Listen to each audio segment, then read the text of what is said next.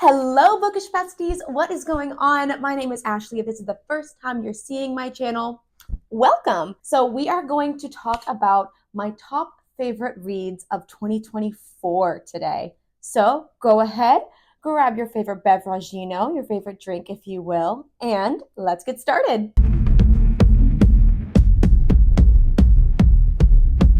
Top 5 reads of 2024. So this is a disclaimer that these are all of my own thoughts and opinions. If you agree, if you disagree, please let me know in the comments below. I'd love to know your thoughts and opinions because I can also see where a lot of the books I'm going to talk about today are a little debatable. To first kick off the list, we have our number 5 spot, and that goes to Crescent City 3, House of Flame and Shadow. I know there's a lot of opinions on this book, and I am also one of them. I really considered putting this on my bottom 5 list or my top 5 list, because honestly, it could go either way. I really did a big reflection at the end of the year, and I thought about, well, what did I love about this book in general? Did it live up to the hype? Maybe not really, but there was such a community around this book, and my book talk for literally months was just Crescent City 3 spoilers and theories and reviews, and it really helped me generate this opinion that all in all, because of the community that's around Crescent City,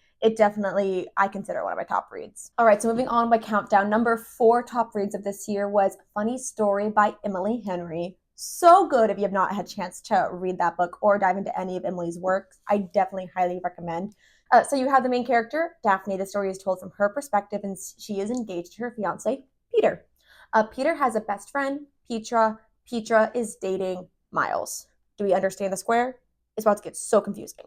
So Peter ends up leaving Daphne for his best friend, the girl you don't have to worry about, Petra.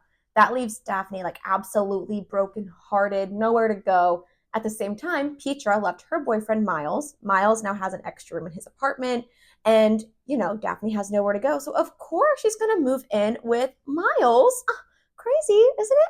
So that is where the story begins. It gets so much better, but it's definitely in my top 3 reads by Emily Henry right now. So good. Give it some more time. It might become top 2. Who knows? But I will be doing an Emily Henry ranking video of my top books from her a little bit closer to when her new book comes out. All right, number 3 book that I read this year was my introduction to cowboy romance. And why did no one tell me that cowboy romance was so gosh darn good? This book made me turn to my fiance and say, can you please buy a cowboy hat? It's my number 3, done and dusted. Oh my gosh, it is phenomenal. Brother's best friend, main character, Emmy. I saw so much of myself in her as someone with ADHD. The author really wanted to tell the readers how someone with ADHD thinks and processes everything around them, from emotions to situations. And I've never, just kidding, one other time in a book I have felt as seen, and we're going to get there in this video. But Emmy is just such an incredible narrator. I loved her love story. And I don't consider this a spoiler. There is no third act breakup. There's no miscommunication. My least 2 favorite tropes: just talk to each other and be happy and kiss. That is all I'm asking in this book. So if you're not on cowboy romance, might I recommend Done and Dusted. All right, my number 2 top read of 2024 is The Third Gilmore by Kelly Bishop. Fun facts about me: Gilmore Girls is my favorite TV show. I'm one of those that I started every fall, and I watch it pretty much this spring because I just love it so much. Every year I find new little fun quips about it. When Kelly Bishop released her memoir, I was like, I have to get on this. I chose to do the audiobook version. I'm a big audiobook for memoirs, especially when the author is also the narrator. So I essentially just sat there and listened to Emily Gilmore tell me her story. If you're not on that train, get on that train of listening to memoirs and audiobooks. They are so good. This book just really sank into me that your life isn't over in your mid-30s. I'm about to be 28 years old, and I'm terrified of getting old, as everyone is. I feel like, especially as women, we feel that like to our core. And while going through this memoir, I don't know if it's a spoiler, it's her life. You can Google it, it happened. But Kelly Bishop won her first and only Tony Award when she was 32 years old. She didn't start working on the Chorus Line, the show she won a Tony Award for, until she was 27. I have so much time. you have so much time. Like, there's no such thing as your time running out and your clock running out, because you have so much to do in this life. So definitely such a great read. I highly recommend it. Now, before we get into my number one read, I do want to add in an honorable mention into this video, and that is Wildfire by Hannah Grace. The cutest little campfire summer camp romance that I think I read this year. My only qualms are the epilogue, and I can make an entirely separate video on that epilogue and basically all the epilogues of Hannah Grace's books, because I've got qualms with all of them. Actually, I'm very passionate about this. Wildfire, such a fun read. If you have not read it yet, it's a little on the spicy side. Definitely give it a try. All right, and drum roll, or I'll do a wine roll, if you will.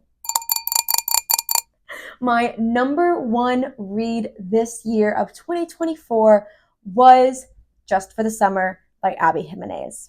This is my disclaimer that this was my first Abby Jimenez book.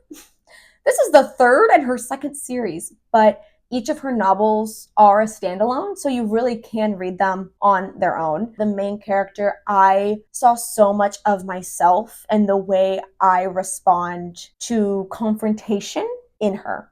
She really is the definition of fight or flight, and she chooses flight. If there was a Taylor Swift song, she is the bolter. She is a travel nurse. She only stays in places for just a couple of months. And I just see so much of myself. And without spoiling anything about this book, I will say that in the ending, the main character makes a choice that I've never seen any other main character make in any book ever. And I'm so flippin' proud of her. She did such a good job. I want to hug her. I want to love on her. I want her to be my best friend. I think I stayed up until 3 or 4 a.m. sobbing my eyes out. I'm like tearing up thinking about the ending right now. Jeez Louise. Anyway, Just for the Summer, if you haven't read it, dear please God, this started my Abby Jimenez journey. And when I realized this was book 3 and she has 2 other series, I said, okay, bet. And then my entire spring and summer was cutesy little romance. And I absolutely fell in love. It's not a genre that I'd really deep dove into before. It's been more of like a palate cleanser after my fantasy books. And you can see I've had like no fantasy on this list besides Crescent City 3. And I will get into that in my next video. And in the meantime, I hope that you enjoyed. I would love to hear your top reads of 24. Please let me know in the comments below. Do we have any that overlap? Do you have any that I've maybe never read? Do I need to add them to my TBR for 25? Please let me know. Like, follow, subscribe, send to your friends. Did someone else read a book on this list that, you know, they love, that you're like, hey, validation, someone else loves this too? Listen, I'm a words of affirmation girly. I get it. Send to your friends. And I will see y'all next time.